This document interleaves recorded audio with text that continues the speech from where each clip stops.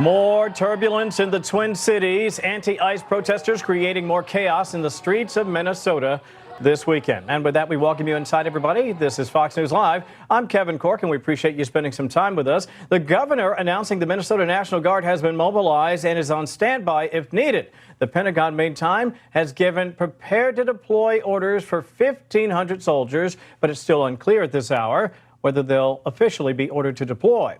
Tennessee Senator Bill Hagerty calling out the leadership in Minnesota this morning. You see what happens when you've got a local mayor in Minneapolis, Tim Walz, governor of Minnesota, encouraging citizens to resist federal authorities, to not cooperate.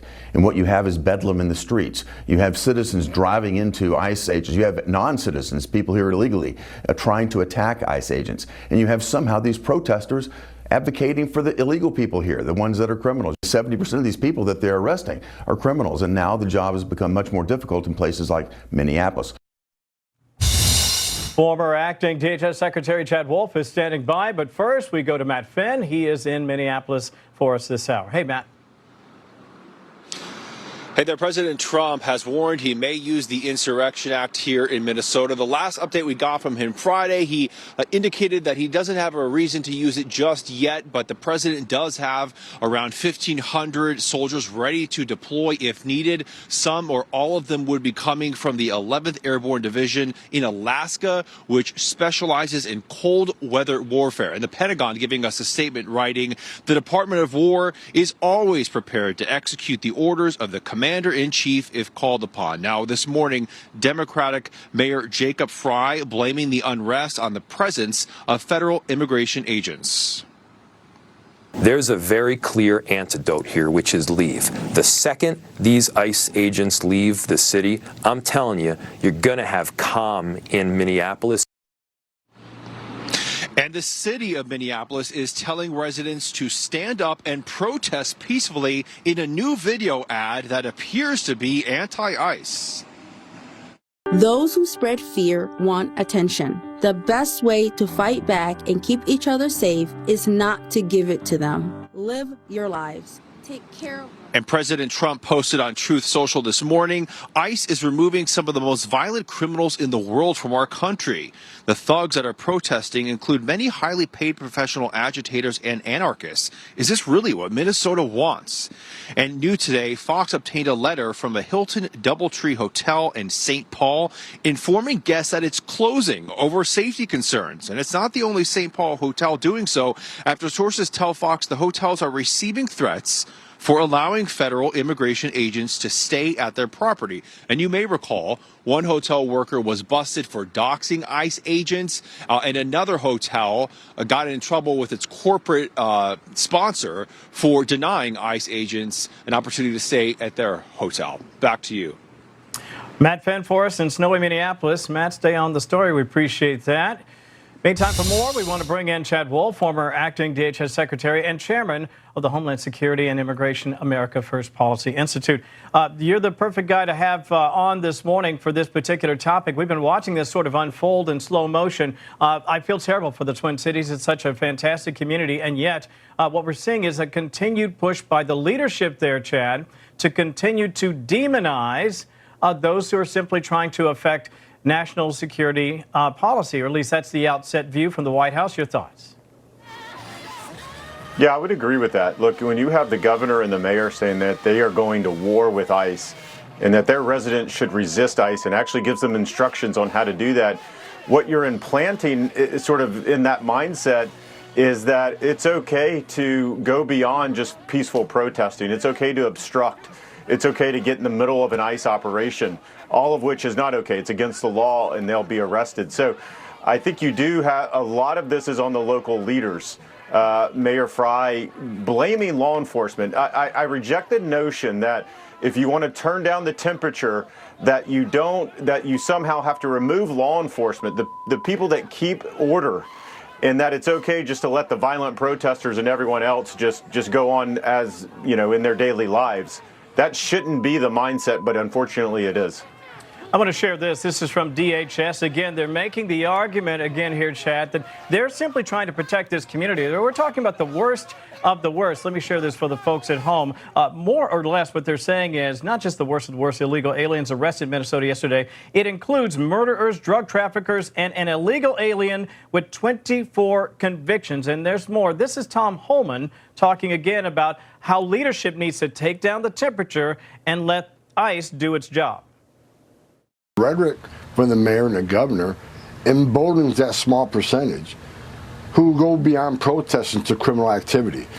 They feel empowered to interfere, impede with ICE officers, put their hands on ICE officers, throw weapons, throw stones and frozen water bottles at ICE officers. If a mayor or a governor or a member of Congress, compares ICE to racists and the secret police and murderers, which is the most recent attack on an ICE officer, they're going to feel emboldened to take illegal action.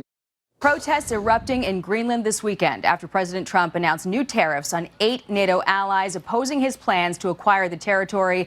That move sparking bipartisan reaction. Greenland and the Danes have been our allies for a long time now. The president is the consummate deal maker, and I think he's looking for a deal. Denmark, Greenland, the Kingdom of Denmark, that's our ally. It's our friend. So I'm puzzled by the president's threat of tariffs. For more, let's bring in National Economic Council Director Kevin Hassett. Thank you so much for being with us, sir. Great to see you this morning. I want to start here. The president's tariff threat to these 8 NATO allies does appear to be potentially upending one of his signature achievements, the landmark trade deal with the EU that he struck in July. Listen here. This is probably the biggest deal ever reached in any capacity, trade or beyond trade. I think it's the biggest deal ever made. We have a deal. We have a trade deal between the 2 largest economies in the world. And it's a big deal. It's a huge deal. So this deal has been partially implemented, but it still hasn't cleared the European Parliament. Several members now are calling for 0% tariffs on U.S. products to be put on hold. And that deal also included $750 billion in energy purchases from the U.S., a $600 billion investment in the U.S., military purchases. Is all of that scrapped now that the president appears to be putting an overarching tariff over the deal that he made? Right. Well, first of all, I want to say that throughout the negotiations with the Europeans last year, you would have heard them say, oh, if we have a tariff, if we do what President Trump says, it'll be terrible for our economies, you'll tank our economies. And if you go back and look that as we've negotiated these great deals both for the U.S. and for Europe, then their economies have boomed, their stock markets have boomed. It's been amongst the better years ever for them because basically they see that the U.S. right now is once again the shining city on the hill, that we're the engine of global growth, and President Trump has accomplished that really in just 1 year. So I think right now, with respect to Greenland, the president has a strong view that it's a national security matter for the U.S. to have more control over Greenland, and I'm confident that in the end he's going to go negotiate a deal that's great for us and great for our partners. President Trump is asking Americans to start to pay the price for his bid to acquire Greenland from Denmark, slapping a 10% tariff on imports from 8 European countries until they agree to join his pressure campaign against Denmark, with the promise spiked to 25% in July. The president will be seeing leaders of those nations this week at the World Economic Forum in Davos, Switzerland. And Switzerland is where we find News Nation international correspondent Robert Sherman. Robert, how is the president's announcement playing with the Euros right now?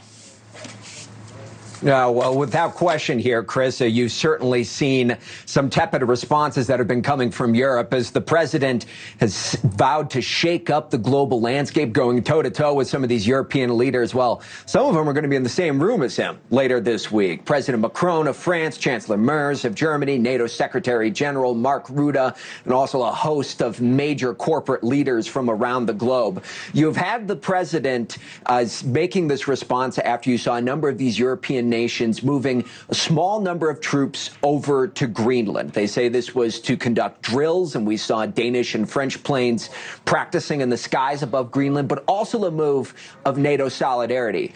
Well, the response coming from the White House was none too thrilled with this maneuver, with the president announcing new tariffs for 8 nations that he called out by name, saying this tariff will be due and payable until such time as a deal is reached for the complete and total purchase of Greenland, vowing to up that tariff if it is not agreed to later this year. We have heard from those 8 nations who have now come out with a unified response a short while ago. Here's what they said. Tariff threats undermine transatlantic relations and risk a dangerous downward spiral. We will continue to stand united and coordinated in our response. We are committed to upholding our sovereignty. That said, Europe is weighing its options here, and they've called an emergency meeting here today in order to chart their path forward. You've had the French talking about anti-coercive measures. The Italians have framed all this as a mistake and a misunderstanding, but more dialogue taking place in Europe today as we speak.